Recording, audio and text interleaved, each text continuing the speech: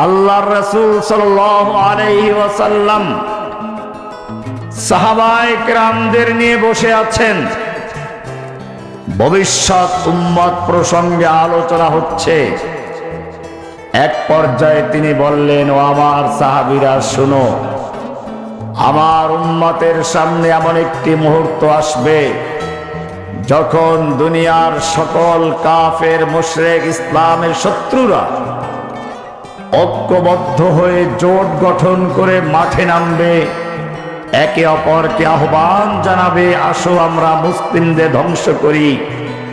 যেরকম ভাবে দস্তরখান বিছিয়ে খাবার তৈরি করে মেহমানদেরকে খাওয়ার জন্য ডাকা হয়।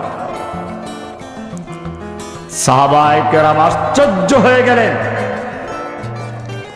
আমরা মুসলিমেও সাহাবী, মাত্র 1 থেকে 1.5 লক্ষ সাহাবী। আমাদের ভয়ে দুনিয়ার সুপার পাওয়ার গুলো থরথর করে কাঁপে। রোম পারস্যের সম্রাটরা মুসলিম সৈন্যদের খবর শুনলে কলিজা শুকিয়ে যায়। আর সেই সময় মুসলিমদের ধ্বংস করার জন্য কাফেররা জোটবদ্ধ হবে, একে অপরকে আহ্বান করবে। এত সাহস কি করে হবে তাদের? তখন কি মুসলিমরা আমাদের চেয়েও সংখ্যায় কমে যাবে? আল্লাহর রাসূলকে প্রশ্ন করা হলো, ইয়া রাসূলুল্লাহ, তখন কি আমাদের মুসলিমদের সংখ্যা আমাদের চেয়েও কম হবে? আল্লাহর রাসূল সাল্লাল্লাহু আলাইহি ওয়াসাল্লাম বললেন, না, তোমাদের সংখ্যা এর চেয়ে অনেক বেশি হবে। তোমাদের সংখ্যা এর চেয়ে অনেক বেশি হবে, লক্ষ কোটি গুণ বেশি হবে। কিন্তু তোমাদের মুসলিমদের অবস্থা কেমন হবে জানো? ওয়ালাকিন্নাকুম গুসাউন কাগুসাইস সাইল। তোমাদের মুসলিমদের বাস্তব অবস্থাটা হবে কিরকম? পানির প্লাবনের সময়, তুফানের সময় পানির উপরে ফেনা হয়, বুদবুদ হয়, কচুরিপানা ভাসে, খড়কুটা ভাসে, ময়লা আবর্জনা ভাসে, যার নিচে কোনো ভিত্তি নেই, দাঁড়াতে পারে না। পানির স্রোত যেদিকে নিয়ে যায় সেদিকে চলে যায়, বাতাস ধাক্কা মারে আরেক দিক চলে যায়। ঠিক তখনকার মুসলিমদের অবস্থা হবে এরকম, ভাসমান খড়কুটা, ময়লা আবর্জনা এবং ফেনার মতো। সাহাবায়ে কেরাম জিজ্ঞেস করলেন, ইয়া রাসূলুল্লাহ, এর কারণটা কি? কারণটা আমরা একটু পরে আলোচনা করব ইনশাআল্লাহ। আগে আমরা দেখব যে বাস্তবে আমরা খড়কুটার মতো এখন সেই ভাসমান অবস্থায় আছি কিনা। আমরা বিশ্বের বিভিন্ন জায়গায় যখন দেখি ইসলামের সামনে যখনই কোনো সাইলাব চলে আসে, তুফান, এই তুফানটা কি আসলে?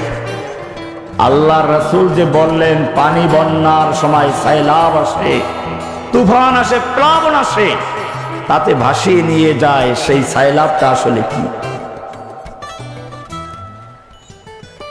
এক সময় পৃথিবীতে সমাজতন্ত্র আসলো। সমাজতন্ত্র এসে মানুষকে বুঝালো, কেউ খাবে তো কেউ খাবে না, তা হবে না, তা হবে না, কেউ গাছতলায় কেউ 10 তলায়, তা হবে না, তা হবে না, সব সমান করে ফেলবে। মানুষ খুব পছন্দ করলো। এবারে তারা এই যে বৈষম্য, কেউ উপরে কেউ নিচে, কেউ ফকির কেউ আমির, কেউ ধনী কেউ গরিব, এর সমস্যার মূল কারণটা কি? কারণ খুঁজে বের করলো, এই সব কিছুর মূলে হচ্ছে ব্যক্তি মালিকানা, জমি জমা, কলকারখানা। এর মালিক ব্যক্তিগত থাকার কারণে একদল লোক মালিক বনে গিয়ে কলকারখানায় আয় উৎপন্ন হচ্ছে, তারা মালিক বনছে, আর একদল শ্রমিক আর কর্মচারী হয়ে তারা কাজই করে যাচ্ছে। এটাই মূল সমস্যা। কাজে এটাকে দূর করতে হবে। তারা সমাধান দিল, এই পৃথিবীতে যদি সাম্য প্রতিষ্ঠা করতে হয়, বৈষম্যহীন সমাজ গঠন করতে হয়, তাহলে ব্যক্তি মালিকানা সলব করতে হবে, ধ্বংস করতে হবে। দেশের জমি জমা, কলকারখানা, আয়ের উৎস যত আছে সব কিছুর মালিক হবে রাষ্ট্র। জনগণ সকলেই সমানভাবে কাজকর্ম করবে, মাস শেষে সকলে সমান বেতন পাবে। ভালো কথা না? কি সুন্দর সমাধান। মানুষ এটা গ্রহণ করলো। রাশিয়াতে, চীনে, বাংলাদেশেও কিছু লোক উৎপাত শুরু করেছিল, কাস্তে কুড়াল নেই। এটা এরকম মাথা ব্যথা দূর করার জন্য সমাধান কি করে? মাথাটা কেটে ফেলে দাও। দেশের সমস্ত মানুষের মালিকানা সলব করে শ্রমিক আর মজদুর বানিয়ে মুষ্টিমেয় কয়েকজন লোক গোটা দেশের মালিক বনে গেল। নেতারা, লেনিন, কার্ল মার্কস, মাও সেতুং, এরকম যারা নেতায়ের প্রতিষ্ঠাতা, তারা সবকিছুর মালিক বনে গেল। দেশের জনগণ সব তাদের শ্রমিক হয়ে গেল। এক তো হলো দেশের মানুষকে গোলাম বানানো হলো। দ্বিতীয় সমস্যা দেখা দিল আরেকটা। ব্যক্তি মালিকানা থাকলে আপনি আপনার জমিতে কাজকর্ম বেশি করবেন, ফসল উৎপন্ন বেশি হবে। আর যদি আপনি জানেন যে যতই কাজ করি মাস শেষে রুটি দুইটাই পাবো, আপনি কাজ বেশি করবেন। কাজে এতে দেশের আয় উৎপন্ন ব্যাহত শুরু হতে লাগলো। এরপরে তৃতীয় সমস্যা দেখা দিল। কেউ গাছতলায়, কেউ 10 তলায়, তা হবে না, তা হবে না। কেউ খাবে, কেউ খাবে, তা হবে না, তাও ঠিক নেই। নেতাদের এক একজন আর 10 জোড়া জুতা, আর ওদের শ্রমিকদের পায়ে জুতাই নেই। এরকম যখন অবস্থা দাঁড়ালো, যখন এই সমাজতন্ত্রের জয় জয়কার অবস্থা শুরু হলো, সয়লাভ শুরু হলো, সমাজতন্ত্রের তুফান চলে আসলো, সব জায়গায় যখন সমাজতন্ত্রের বিজয় হচ্ছিল, একদল আলেম তখন ওই সমাজতন্ত্রকে ইসলামাইজেশন করার জন্য উঠে পড়ে লাগলো। কিতাব লিখে ফেললো, 500 ইসলামিক কিতাবের হাওয়ালা দিয়ে, রেফারেন্স দিয়ে এক বিশাল কিতাব লিখলো, আল ইশতিরাকিয়াতু ফিল ইসলাম, ইসলামের সমাজতন্ত্র। অর্থাৎ সমাজতন্ত্র যা বলে ওটাই ইসলাম। তারা কি দলিল পেশ করলো? সমাজতন্ত্র যেমন বলে যে কারো কোনো ব্যক্তি মালিকানা থাকবে না, সব মালিকানা, জমি জমা, কলকারখানা, আয়ের উৎস সব হবে রাষ্ট্রের মালিকানায়। ইসলামও তো বলে সব কিছুর মালিকানা কারো ব্যক্তি নয়, আল্লাহর মালিকানা। ইন্নাল আরদা লিল্লাহ ইউরিসুহা মান ইয়াশা, দলিল দিয়ে দিল। এই জাতীয় সব আয়াতগুলো, লিল্লাহি মা ফিস সামাওয়াতি ওয়া মা ফিল আরদ, এই আয়াতগুলো সব নিয়ে আসলো যে ব্যক্তি কোনো মালিকানা থাকবে না, সব মালিকানা রাষ্ট্রের। এরপরে আল্লাহর নবীর জীবনী দিয়ে দলিল পেশ করলো, নাহনু মাআশারাল আম্বিয়া, আমরা নবীর দল, আমরা কারো ওয়ারিস হই না, কাউকে ওয়ারিস বানাই না। এই জাতীয় আবু যর গিফারির হাদিসগুলো দিয়ে কিতাব লিখলো। কিন্তু যখন মানুষ সমাজতন্ত্রের এই বিজয়ের থেকে পরাজয় দেখতে শুরু করলো, এবং যখন এই সমাজতন্ত্রীদের বড় বড় নেতাদের মূর্তিগুলো গলায় রশি লাগিয়ে ক্রেন দিয়ে টেনে ফেলে দিল, তখন আবার ওই আলেমরা বলল, না না, সমাজতন্ত্রের সাথে ইসলামের কোনো সম্পর্কই নাই। এবারে আসলো গণতন্ত্র। পৃথিবীর মানুষকে দেখালো জনগণই সমস্ত ক্ষমতার মালিক, সমস্ত ক্ষমতার মালিক জনগণ। জনগণকে মূল্য দেখালো।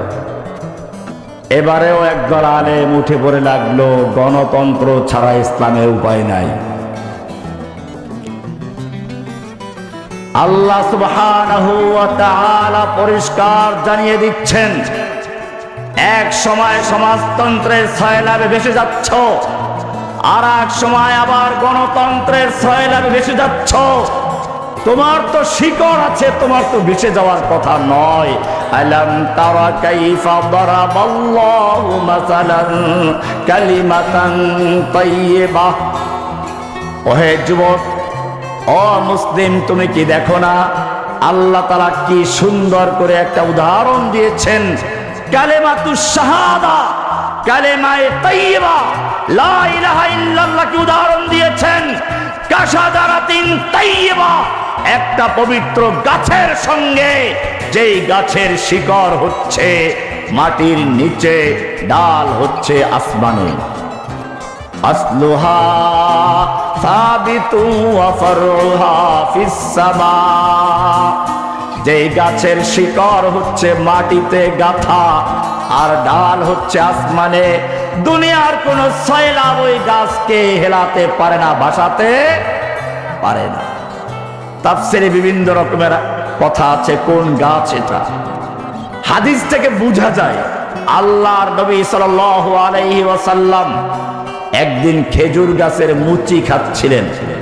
সাহাবায়ে কেরামদের জিজ্ঞেস করলেন, আচ্ছা বলো তো, জঙ্গলে এমন একটা গাছ আছে যার সঙ্গে মুমিনদের মিল আছে, যেই গাছের শিকড় মাটির নিচে, ডাল উপরে, ডালগুলো কোনো বাতাসে ঝরে পড়ে না, শিকড়গুলো উপড়ে ফেলে না, বাতাসে তারা পানির সয়লাবে ভেসে যায় না, বলো তো গাছটা কি গাছ? সাহাবায়ে কেরাম মনে মনে সবাই জঙ্গলে চলে গেলেন, খুঁজতে লাগলেন কি গাছ এটা। কিন্তু এক একজন এক একটা বলতে লাগলেন। আল্লাহর নবী হেসে বললেন, এটা কি খেজুর গাছ নয়? খেজুর গাছের প্রসঙ্গে হাদিস অনেক লম্বা হাদিস, আমি সেদিকে যাচ্ছি না। খেজুর গাছের ব্যাপারটা কেন আসলো? আসলুহা সাবিতুন, এই গাছের ডাল হচ্ছে মাটির সঙ্গে গাঁথা, ডালগুলো হচ্ছে উপরে শিকড় মাটিতে, ডাল উপরে, কত উপরে মুমিনদেরকে সেভাবে বলা হয়েছে যারা লা ইলাহা ইল্লাল্লাহ বলে, আল্লাহর প্রতি ঈমান এনেছে। লা ইলাহা, লা মানে নেই, ইলাহা মানে কোনো মাবুদ, সব কিছুকে উৎখাত করে যার আনুগত্য করা যায়, ইবাদত করা যায়, পূজা করা যায়, উপাসনা করা যায়, যার কাছে প্রার্থনা করা যায়, যার বিধান মানা যায়, লা ইলাহা বলে সব কিছু উৎখাত করে দিয়ে শুধু একজনকে বসানো হচ্ছে, ইল্লাল্লাহ। কাকে?